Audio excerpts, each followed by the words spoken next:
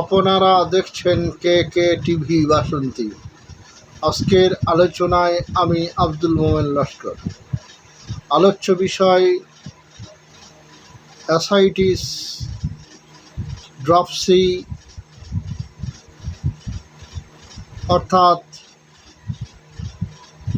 উদরী জল সঞ্চয় এবং ফোলা রোগে হোমিওপ্যাথি ঔষধ অ্যাপোসাইনামের ব্যবহার। তার আগে বলে নিন কথাটা, সাবস্ক্রাইব করুন, কমেন্ট করুন, লাইক করুন, শেয়ার করুন, যাতে সকলেই এই পরিষেবাটা পেয়ে বুঝে যায়, জেনে যায় যে হোমিওপ্যাথি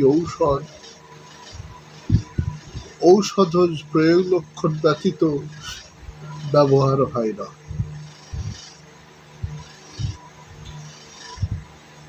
যাই হোক, আসি মূল আলোচনায়। অ্যাপোসাইনাম সমস্ত শরীর এর ফোলা থাকে, সমস্ত শরীরের ফোলা থাকে অথবা বিশেষ অংশে ফোলা থাকে। ডায়াগনোসিস সেন্টারে গিয়ে অভ্যন্তরীণ কোনো যন্ত্রের কোনো দোষ ধরা পড়ে না।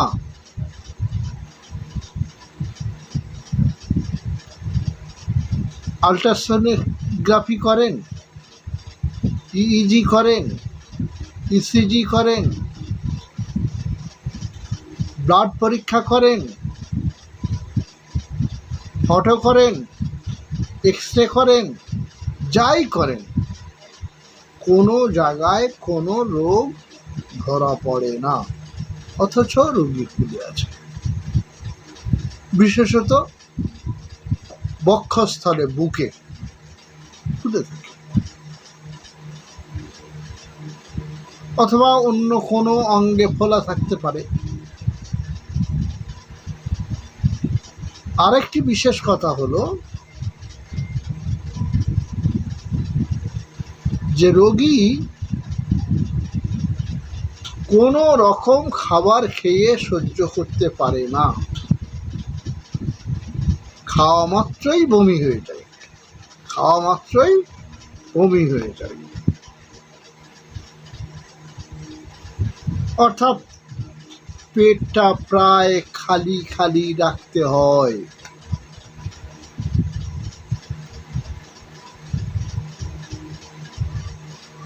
কথাগুলো বুঝে আসলো?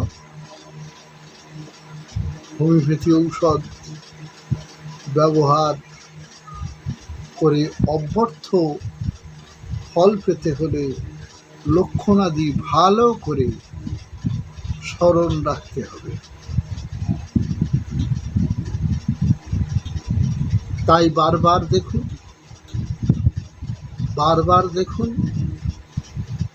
দেখে দেখে যথাসময়ে ব্যবহারের জন্য একেবারেই হৃদয়ঙ্গম করে ফেলুন। মুখস্থ করতে বলি না, হৃদয়ঙ্গম করে ফেলুন।